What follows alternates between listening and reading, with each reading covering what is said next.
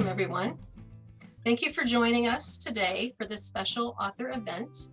My name is Carla Bowman. I'm the Adult Services Manager at the Euclid Public Library. And our mission of excellence, professionalism, and learning allows us to complete our goals of cultivating innovation and learning, engaging and supporting the community, and fostering a welcoming environment for all. Very pleased to have with us tonight Dr. Anthea Butler. She's a contributor to the book, The 1619 Project, A New Origin Story. We hope that everyone has had a chance to read her article in the 1619 Project, as well as read her newest book, White Evangelical Racism, The Politics of Morality in America. And you can see that behind Anthea there on her shelf behind her. If not, please remember that the book is available through our library, through Hoopla, the Libby app, or in print at the library. So I'd like to introduce Dr. Anthea Butler. She is the Geraldine R. Siegel Professor in American Social Thought and Chair of Religious Studies at the University of Pennsylvania. She is sought after commentator on the BBC, MSNBC, CNN, the History Channel, and PBS. Professor Butler regularly writes opinion pieces covering religion, race, politics, and popular culture for the NBC Think, Religion News Service, Washington Post, and CNN. Her books include Women in the Church of God in Christ, Making a Sanctified World, published by the University of North Carolina Press. Her current projects include 2 books for UNC Press, the one we're discussing tonight, White Evangelical Racism, The Politics of Morality in America, which was published March 2021, and Reading Race, How Publishing Created a Lifeline for Black Baptists in Post-Reconstruction America. Professor Butler was awarded a Luce ECLS Fellowship for the Religion, Journalism, and International Affairs Grant for 2018-2019 academic year to investigate prosperity gospel and politics in the American and Nigerian context. She's also a presidential fellow at Yale Divinity School for the 2019-2020 academic year. So thank you very much for joining us. Welcome, Dr. Butler. Well, thank you for having me tonight. So for someone who, I was just thinking as we were preparing for the program tonight, for someone who studies and teaches religion, you have had to also study politics. Yeah. Which is very relevant to tonight's book. So, and tonight's discussion. So as an introduction, can you tell us about your book, White Evangelical Racism? Sure. This book came about in a lot of different ways, but it really came about in part because of a class I used to teach, which was Religious Right in America, which, spanned from about 1925 to Scopes trial to the present. And when I started teaching this at the University of Pennsylvania, it was right after President Obama came into office. And it was very clear that evangelicals were very upset about him. And then when we got the Tea Party and everything else, it became more upset, right? And then we went through this period of big turmoil until the 2016 election, and then everything really blew up. But race seemed to be this undercurrent throughout it all. And between what I knew about the evangelical movement and what I saw happen from 2008 to actually the present, really, I think that really drove me to start to think about how religion and race and politics were all mixed together, first of all, and then secondarily, what it was meaning in terms of, not just our democratic process, but the ways in which laws and things got codified and who got more oxygen in the press and with political actors than other people. Yeah, the book is really wonderful, and it's a nice, succinct book, and it's got a really great, as we were saying right before we started the program, has a wonderfully succinct view of evangelicalism as it relates to racism. And so other books may have the history of evangelicalism. I love that this just focuses on this one issue. It is a very, like every page had some piece that was just eye-opening to me. So for example, on page 62, you quote Bill Pinnell, who wrote, I'm going to list the quote here. "I have no trouble believing you want me in your church to sing on Sunday. I have very little faith that you want me in your living room for serious discussion. Yet here is where the breakthrough may take place." So can you tell us why it's important for you important to you for people to learn about this part of American history? Yeah, I think it's really important because we have a narrative about what we think we know about American history. So part of it is about the civil rights movement and everything else, but we don't often talk about racism in terms of religion. We talk about it in these broader terms about Jim Crow and all of this, but we don't talk about the racism that can be inherent in religious groups and especially with evangelicals. So I should probably say that Bill Pinnell, to for full disclosure, was actually one of my professors when I was at Oh, seminary, and he is also one of the people I dedicated the book to. And he's an African American man who was in a predominantly white denomination, Plymouth Brethren, and he had just experienced so much racism. As a result, when he wrote this book in 1968, he really wanted to sort of hit at the deep issues that were going on underneath the current of the civil rights movement. And so that quote that he gives is basically about one of the biggest fears of evangelicals and other white Christians, which has been, interracial marriage. It's not that far away from Loving versus Virginia.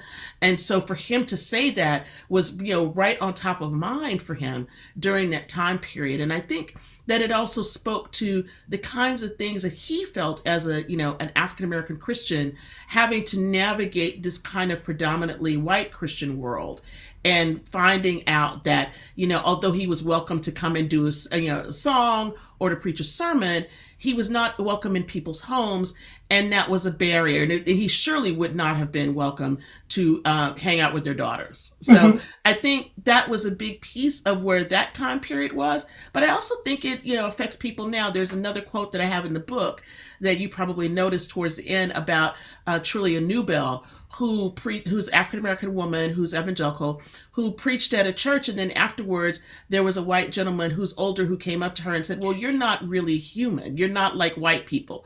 And it was just like, this shocking thing for her to hear, in a space of America and in a church. Right. So I think that a lot of people have these kinds of racialized ideas. Many of them come from religion. And I think it's really important to help people to understand what the historical trajectory of that has been in America and why it's so important for us to understand this, first of all. And then secondarily, how are we going to keep trying to dismantle these kinds of things that, keep us apart. yeah, I've heard the quote that the 11 o'clock hour is the most segregated in Segregated America. hour. Yes. Is that Yeah. still true, do you think? Yeah, I do. I mean, there's a lot of change. There are churches that are, big mega churches, and others that are, expressly interracial and are trying to do interracial outreach and cooperation. But for the most part, you have churches every Sunday that never have anybody but, one particular ethnic group. And, sometimes that's about, immigration. Sometimes that's about language, which is understandable. But I think in the American context, I think that's a really, horrible thing when we think about all the things that have happened, first of all, in this country. And secondarily, it should be that worship is a time for people to come together if they say they believe in the same God, right? Right, right. And the suburbs have made us kind of divided us even Yes. further. So it's another reflection of that. Yeah, that was the point of the suburbs in the first place. Yeah. Yeah. So in the acknowledgments, you mentioned that Megan Carpentier, editor at NBC News Think, allowed you the latitude to write the op-ed that eventually led to this book. So what events led you to write the op-ed? Well, there was this big conversation. And the big conversation was during Donald Trump's administration is, why do evangelicals Oh, like yeah. Donald Trump so much? Why is this? We don't understand. And I was just like, I was so frustrated. I was like, there's one big reason why evangelicals like Donald Trump. He's racist. And his appeals to white Christianity, his embrace of certain kinds of white Christianity led to all of this. And so I think, if I'm remembering correctly, the title of the article is Evangelicals Love Trump and they understand why. Because so many people were saying that they didn't understand it, and they still say that they don't understand it. And I'm like, how do you not know this? People voted, I believe it was 68 to 70% for him in 2016, and then an even larger number, almost 80% in 2020. And he's given them 3 judges, and he gave them power. And I don't understand why people don't understand why they don't like him.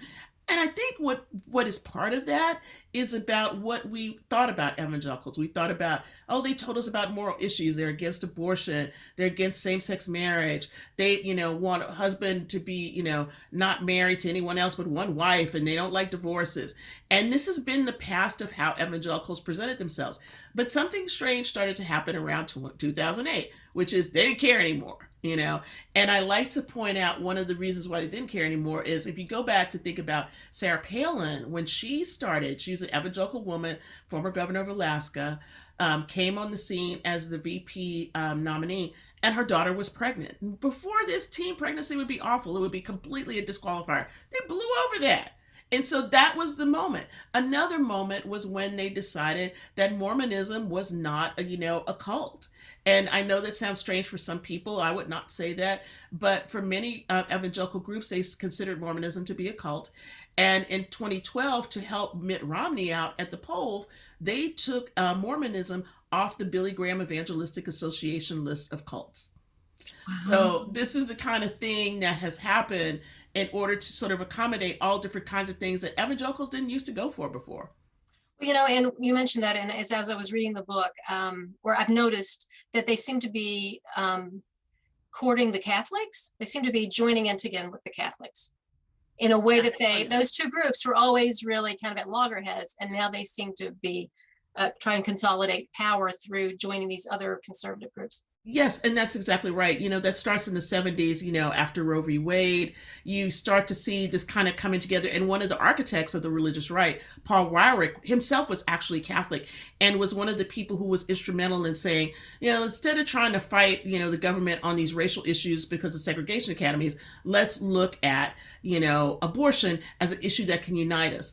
And then in the 90s, there was a statement called Evangelicals and Catholics Together that brought evangelicals and Catholics even closer together, in terms of what they had in common and what they believed.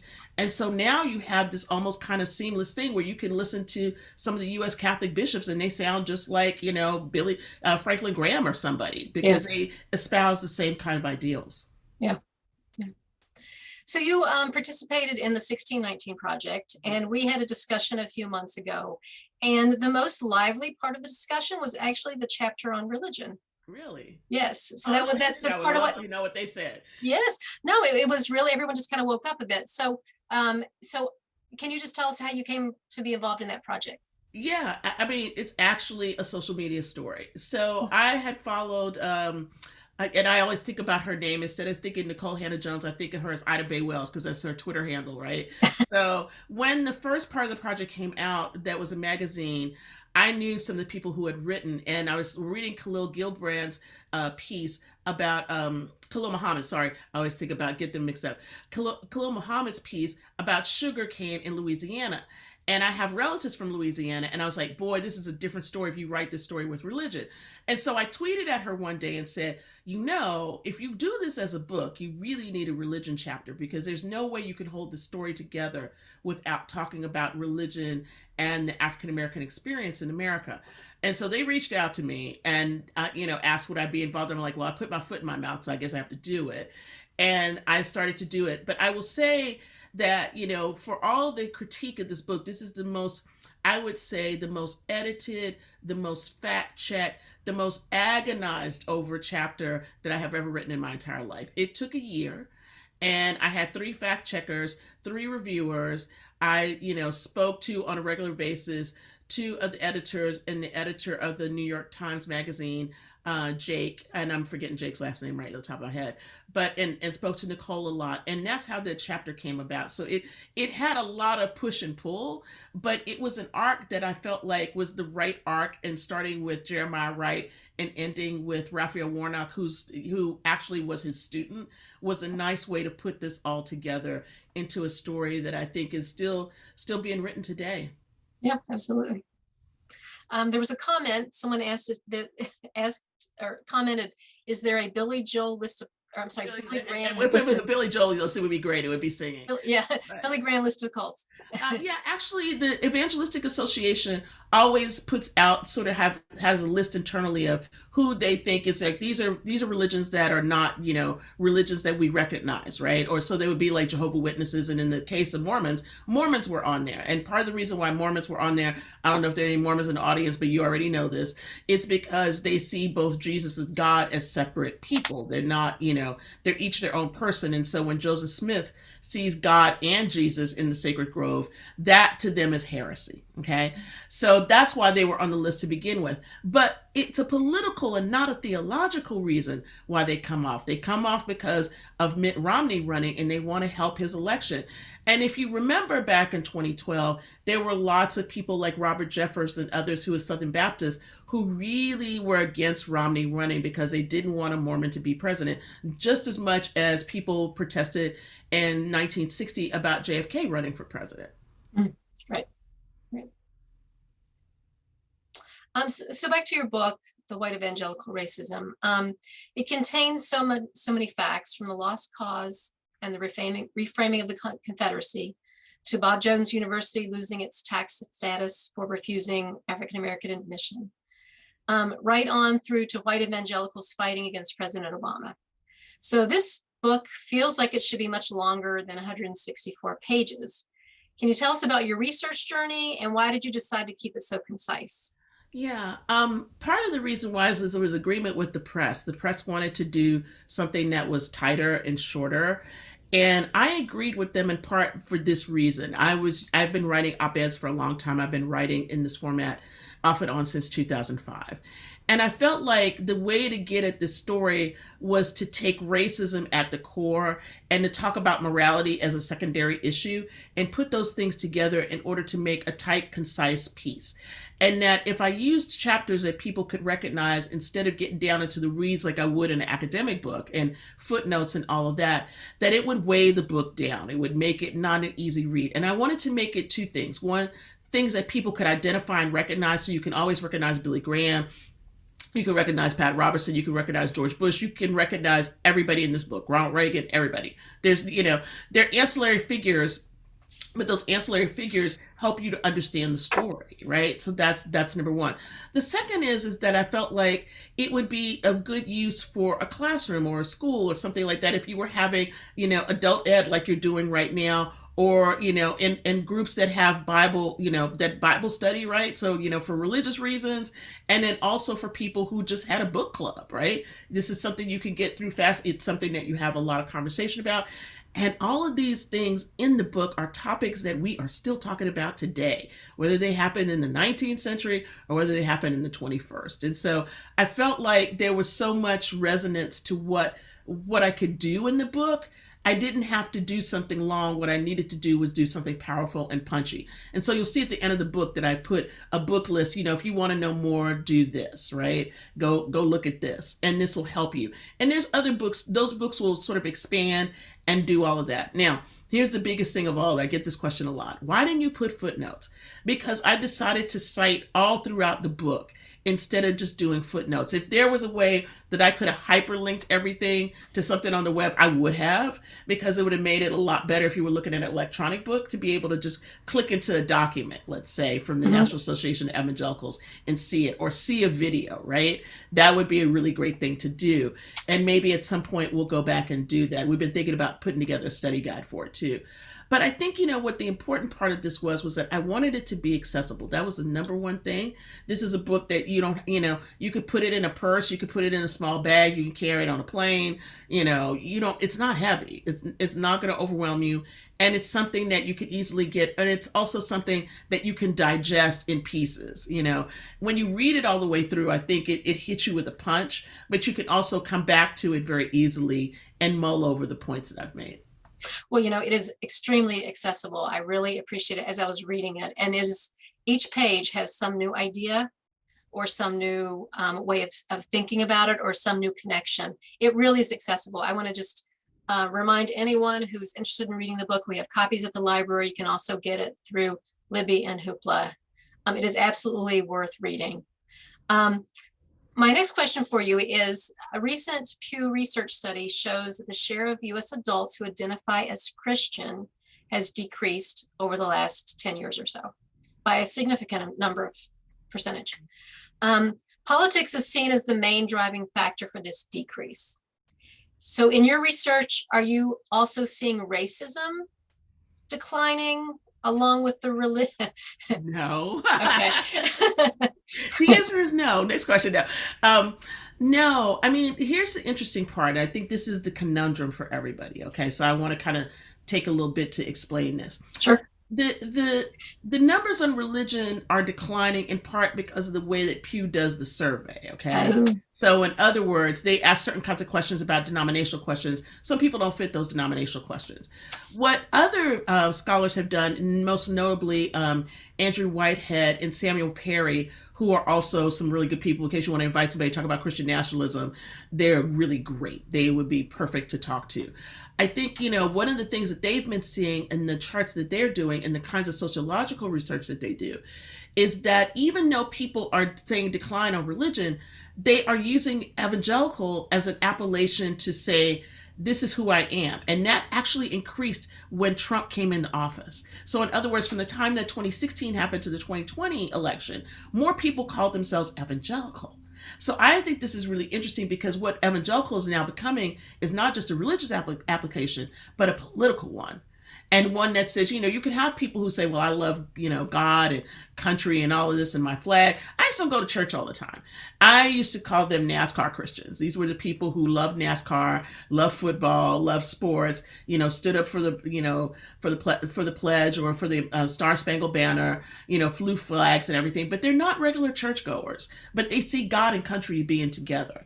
And I think that's really important, especially when we look at what happened at 1/6 in the insurrection, because those are the same people who some of them thought it was the right thing to do is go out and, go storm the Capitol and make sure that their guy stayed in. So I know that's really tough to hear, but it's true. But I do think, let me say this, on the other hand, I think what the decline shows is if we looked at that vis-a-vis age, then we would find that under 45, this is really true. And I think that does not bode well for those who are, let's say, 55 and over, who are people who find themselves in this evangelical category, because those, it's always a big talk in churches. Oh, we're losing people. We got to figure out how to get the youth. But I find that a lot of evangelicals, and especially a lot of evangelical youth, are disillusioned with what's happening right now, and that they find themselves leaving or saying that they're, as the old Bella book said, I'm spiritual, but I'm not religious. Yeah, I think even the Pew, which I can see is maybe problematic, but even it shows that there's a generational shift there. Yeah, exactly. Yeah. So talking about our nation's history has become very divisive now. And legislatures are enacting laws to prevent teaching and discussion in schools, at state colleges, and even libraries. Books are being banned across the nation. It's also become dangerous with some people being threatened and attacked. So what is your advice to those wanting to learn more about our history and to ensure that children learn the truth? First of all, support your local library and make sure nobody takes books out of it. Yes. That is like the number one thing I can say to you right now, because this is awful. This is also, also a larger conversation, but it is the beginnings of fascism, when you try to manipulate the information that is available to people and how they read it, first of all. So it's really important to keep up with the times where you feel like there's holes in your own knowledge, that you pick up books that you can read. There are tons of popular culture books, by David Blight and others on slavery, Reconstruction, etc. People like me who are writing, across, time, 3 or 4 decades or 300 or 400 years to try to get you a sense of what's happening. That's number one. Number two is be involved in your local community. These battles that are happening right now with CRT, banning books, all of this stuff, this is old, okay? It just has new names. So if you think about the textbook battles of the 70s and 80s, when people were trying to teach about evolution and all that. That was evolution back then. There were lots of fights, but what happened was conservatives put people on school boards, and the school boards and the Texas, especially Texas from where I'm from, they put people on the board of education to decide what textbooks would be used. And so you get a certain kind of textbook that ends up using. The other thing you have to figure out is like what's real versus what's fake. And I'll give a good example of this. There is a guy, David Barton, who writes a lot of books about, the founding fathers and all this. I live in Philadelphia, and most of what he says is absolutely wrong. It's not true. And one of his books actually had to be pulled because a historian at Messiah College, John Faya, confronted him on all of the factual errors in the book, mm-hmm. where he was trying to write a narrative about how this was about Christianity and all of this. So I think one of the things we have to do is to make sure that, number one, look at what your kids are reading. Look at what, the kinds of books that are being used in their school. Look at the information that they're getting. Watch the assignments that they get. There are so many assignments that are coming out right now that are just awful. I just saw one in the Rochester school district up in upstate New York about a person who made children get chained up and pretend to pick cotton, as part of an assignment, and did that to all the African American kids. Like, this is awful, but this is the way that education has been spun out. This is the same thing for Native Americans too. I'm saying this in the chat. I think this has been a whole kind of project of whitewashing, and I mean that in both ways, about the history of this country and how it has played out. And I think, for anybody who's interested in history, you need to be very discerning about what you end up picking up and reading, and then also to think about the ways in which you can support those of us who are writing and teaching history, and as well as your local public schools, because public schools are in peril right now as well. Oh yeah, they're under attack, and they have been for quite a while. There's a question in the chat. How are white evangelical Christians responding to the books? Are you getting a lot of feedback? So are you getting any kind of response to the books that you're writing? It's really interesting. Some have read it, and those who have read it are already people who are open, right? And so it's been a combination of, I agree with you, but I didn't know all this history. This is really terrible. I have to rethink things. Then the people who are, have been in it for a long time, and not only are upset about what's in the book, but want to do something about it, right? Mm-hmm. So there's always, what can I do? How can we be more proactive? Mm-hmm. I have not gotten, surprisingly, and maybe that's because it hasn't hit certain kinds of outlets yet, I haven't gotten the kind of response, negative response that I thought I would get. And I think part of that has to do with the maelstrom of where they are. If they spend time fighting with me, they fought more with the 1619 Project, right? Although I haven't seen anybody actually say anything about my chapter either that's been really negative. Mm-hmm. Because, you got to deal with, do you even know this history to begin with so that you can, fight with me, right? Right. And I think for a lot of evangelicals who may not like the book, and, a couple that I can think of who didn't like the book, they did not like the forceful, direct way that I said these things, and they didn't feel like that I was making a point because I didn't put footnotes in it. But I'm like, you can fact check everything in there. It's all been checked. In the book, you mentioned that evangelicalism is at a precipice. And we kind of touched on this with the Pew research as well, just that it's no longer a movement to which Americans can look to for moral answers and a moral center. Yeah. And one of your final discussion points in the book asks the question, given all this, is evangelicalism dead? Mm-hmm. Do you have an answer? I do. And, it's interesting. I wrote that when I wrote the conclusion to this book, it was August of 2020. And then January 6th happened. Yes. Before the book came out. Right. And so at that moment I thought, well, now it's really dead. And the reason why I thought it was really dead, because now they've really just moved into Christian nationalism. And this nationalism is going to take hold. One of the things I think that is really frightening when I tell this to people is that many evangelicals also have QAnon beliefs. I think that's there's a whole other conversation. But the susceptibility of evangelicals to conspiracy theories is really strong. The fact that there were evangelical pastors and others engaged in the insurrection at the Capitol is really troubling to think about. And I think that, it's dead in the sense of being this movement that people understood as basically just religious. It is now a political movement. It is a very strong arm, and maybe I would say most of the body of the Republican Party. They move symbiotically together. If you have Republican voter, you also have those kinds of beliefs as an evangelical. So being an evangelical, doesn't mean just belief in Jesus Christ or those four tenets that I talked about in the Bevington Quadrilateral. What it means is that you also espouse to Republican ideas and beliefs, and in that sense, that means you buy into everything. And that's the problem, I think, for evangelicals, is that they've become more than just a religion. They're a religio-political movement. Right. So that kind of leads me into my next question, which is about the recent draft leak from the opinion from the Supreme Court revealing the probable overturn of Roe v. Wade. Yes. This summer. And it kind of shows how powerful this faction has become and how successful this whole Republican evangelical strategy has been, because it seems like they've won something here. But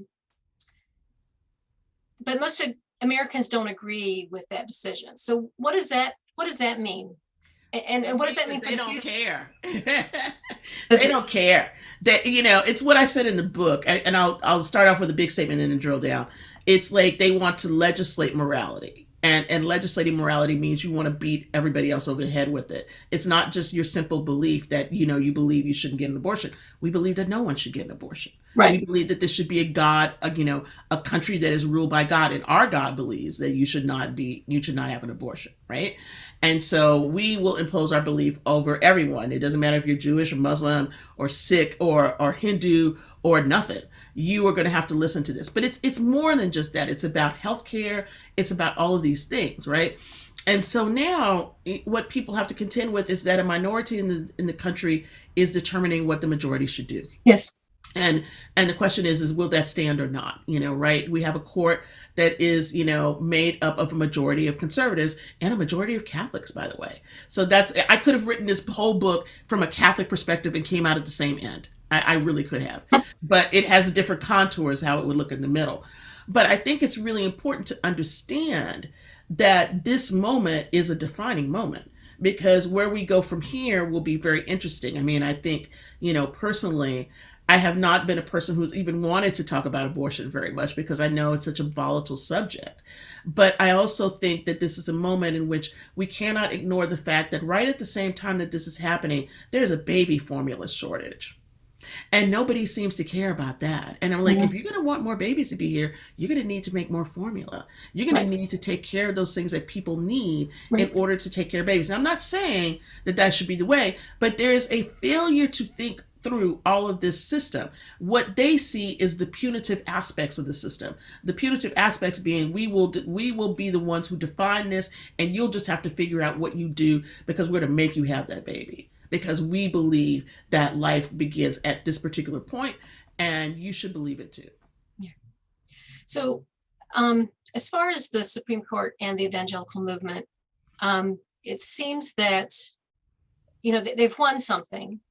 So now we've got the dog has been chasing this car for decades, and now they finally caught it.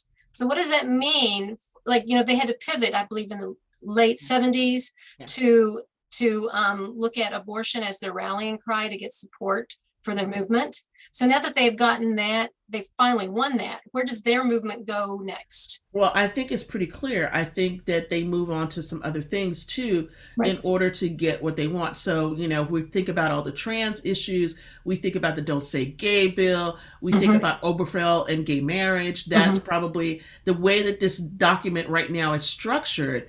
That leaves a door open to take down a lot of things. Yeah. And so I think that this is the frightening thing for many people who find themselves not part of evangelical groupings, and not living these kinds of lifestyles, that their, lives are in peril. And I think it's really important. Just yesterday, maybe, Mitch McConnell said that they want to put a national ban on abortion so that basically you can't be in a state like, New York or Pennsylvania or someplace that allows it.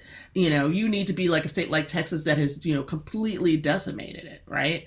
We want this across the board, across America. This is also about insurance and contraception. So if you think this is not about contraception, you got another thing coming. These two things went together. It used to be that they didn't care about contraception. But the moment that the ACA began to take care of contraception and paying for that, that became something that, religious groups, both evangelicals and Catholics alike, pushed against and wanted to make sure that didn't happen.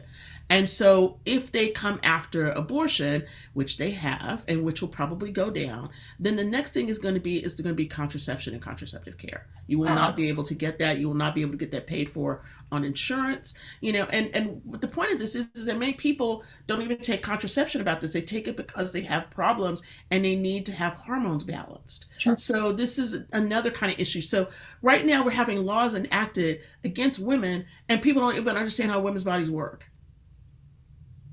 Oh, yeah. Yeah. Thank you for talking about that issue. I really wanted to bring it up because it's so topical, it's so new, and a lot of, and you do mention the patriarchy repeatedly in the book, because that is part of what the evangelical value is patriarchy. So, that's where the, abortion kind of comes into it. So thank you for talking about that, even though I was even thinking, do I want to go there? But, it is very topical. I think we have to. Yeah, it's so super topical. So, so I'm just going to invite anyone who has a question to put that in the chat. And I don't think there's a new question yet. You don't have a new question, but this is Casey. Hi, Casey. You have a comment there. Sure. And then if you can address the comment about the separation of church and state, but if you can start off with the comment, addressing the comment about evangelicals that aren't Republican. Okay. So this is interesting because I think, I'm looking at your question, white pastors who are white, evangelicals, Democratic. Yeah. I mean, I think that the issue is going to be for them is twofold. One is, do they continue to call themselves evangelicals? Because this is, I talk about this towards the end of the book, and I picked on somebody that I actually saw today, Jim Wallace, and said that, Jim Wallace wanted to say not all evangelicals, right? And say that evangelicals were not just racist and whatever. This is the common thing that I get back to everybody. They say, well, evangelicals were abolitionists and all these other things, right? Or we have evangelicals of color, so we can't be just as racist as this. And what I say back to that is, well, where are you aligned with those particular kinds of groups? And so I know that for lots of people, that this appellation of evangelical, unfortunately, codes white.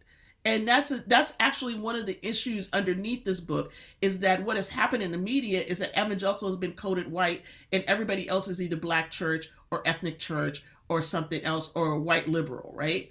And white liberal Christian. So they don't get to be called evangelical. And I think, there are some of us who actually think the term needs to just die, because it's too confusing right now, and it's so involved into the the political activity that it's lost the meaning of this whole idea about what is evangelical and what are the evangelical beliefs, right? But it's also, I'm killing the term cannot die.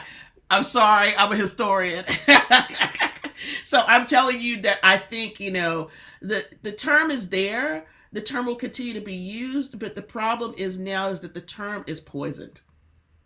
And that is a whole different kind of ball game. And that's a different thing. You're talking to somebody who went to an evangelical seminary, learned a lot from evangelicalism.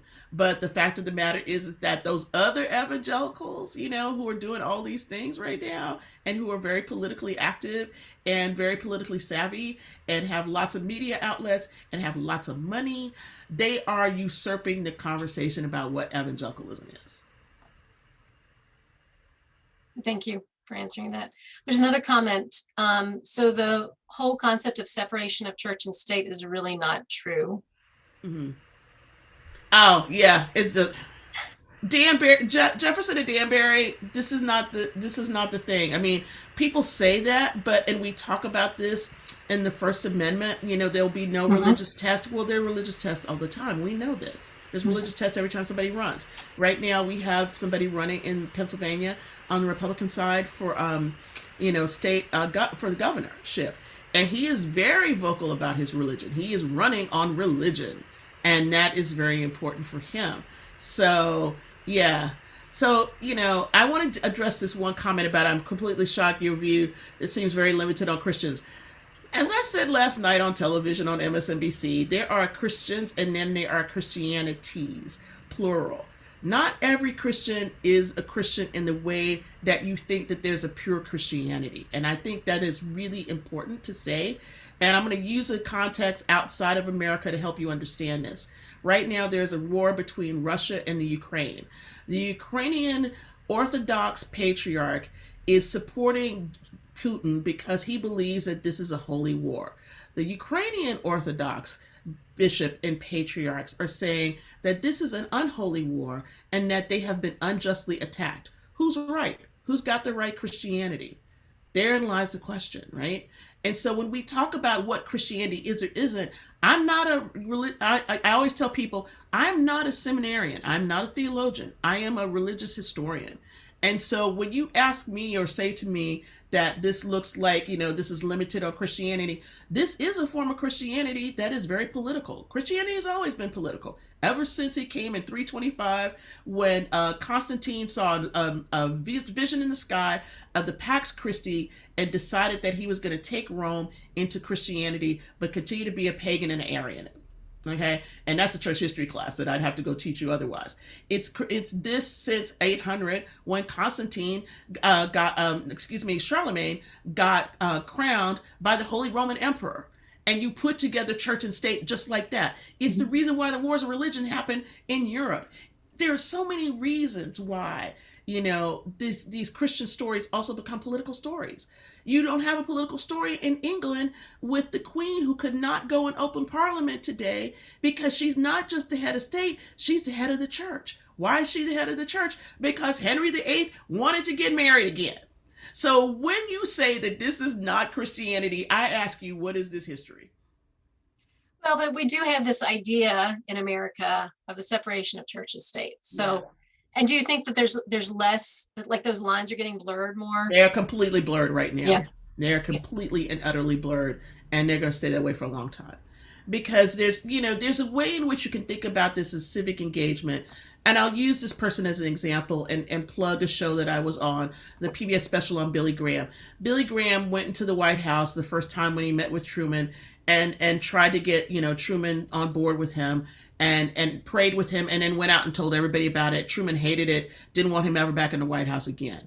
When it came time to Eisenhower, he convinced Eisenhower to get baptized. This was the beginning of Billy Graham inserting himself with presidents, every last one of them, in presidential campaigns until he died. And so I ask, with the most famous evangelical that this country ever had was political himself, how is this, Christianity in the same way? Oh, but yeah, Kelly is saying all these positive things. Yeah, that's not what I'm dealing with in the book. This is not a book about that. There are plenty of books about the positive things about Christianity, but I wrote a book about racism. And I specifically say this at the beginning of the introduction, so you can go and read it. You can check it out from the library. You don't even have to buy it. Where I talk about this. Yeah. MLK wasn't an evangelical. He didn't believe in the divinity of Jesus Christ. What? Wait, what? Say that again, Dr. Butler. That's right. He did not believe that Jesus Christ was divine. He was a seminary student at Boston University, and that is not what he believed. I know that's going to hurt a lot of people's feelings. He talked a lot about Jesus, but he did not believe Jesus was the Son of God. What did he believe? Yeah, he had Christianity, the social gospel. Okay, I'm gonna have to go. I need y'all to read more. This is why it's so important. This is why this is very important. When I say to you, you could sit in my class and you would learn this, and this is the stuff I teach, and it's not a lie. It's all there in his papers. The papers of Martin Luther King. My friend just became the director of the MLK Center at Stanford. It's all there in his papers. It's just a thing that we don't talk about very much. Stanford Center, MLK. She just did. She just did. That's what I said. I'm gonna put it in the. I'll put the link in the. I'll put the link in the chat. So I mean, I know these things are like really surprising because you don't get to meet people like me very often who just gonna break it down to you and tell you. And I'm breaking it down to you and telling you tonight that this ain't what you think it is. But you know, there's Christianity, yes, but there's just lots of different Christianities, and you have to understand that people use Christianity just like they use any other religion for good or evil. That is basically it. I mean, there's no sugarcoating this. And while there's all these kinds of things, there's not women's rights right now in this country if you take away abortion. There's not women's rights if you don't allow women to work outside of the home. There's not women's rights if you do all this stuff helping the homeless. I've worked with Christian groups and homeless. I've done juvenile hall ministry. All of this stuff that was Christianity. But yet and still, some Christians want to make sure that everybody gets locked up and they believe in the death penalty. How does that work? Well, thank you very much. And thank you for That's that. not where you thought we were going to go. No, that's fine. I'm open to whatever. Definitely not where I thought we were going to go, Dr. Butler. But I so appreciate it. I really appreciate all this new information. And thank you, Casey, for putting that link in the chat. So if anyone's interested, you can click on that for more information. So my last question for you is, what do you want those participating in tonight's discussion to take away from your work? And why? This is a complicated and terrifying situation. And that racism is going to be the demise of this country and the demise of democracy if we don't get a handle on it. That is exactly what I want you to take away from this. Wow. Because this is a very, very crucial time. I don't know if I would have said that before, 1/6/21, but I'm definitely saying it now. I see the increase in the hardening of the public and the political situation. I see the ways in which people don't want to learn anything. I see the kind of rhetoric that is being used. I see how disinformation is playing a role in all of this. I see how, groups like the Proud Boys and others have arisen. I see the kinds of things that politicians are saying. And I see the kind of things that Christian preachers are saying. And so while, there may be people on the ground really trying to work very hard in terms of helping others, that's not the only kind of Christianity we have in this country. The kind of Christianity we have in this country is the kind of Christianity that, has, shot up places because they didn't believe in abortion. We have the kind of Christianity that said it was just fine that George Floyd died because he was breaking the law when a police officer kneeled on him for over 9 minutes. We have people who say this all the time about law and order in this country and yet believe in, actually, not a democracy, but almost an autocracy. And that way I have to think that those are the things that I want people to take away from my book, is that to see these events as not just isolated events and just that bad people do them, but that they're affecting our everyday lives. And we need to really begin to think about how this religion and how the people who espouse these certain kinds of beliefs are in a dangerous place right now. Well, and your book absolutely helps to explain all of that. So again, thank you very much for writing the book. I was really delighted to be able to read it. I learned a lot. Again, if anyone hasn't read it, you can get it at the library.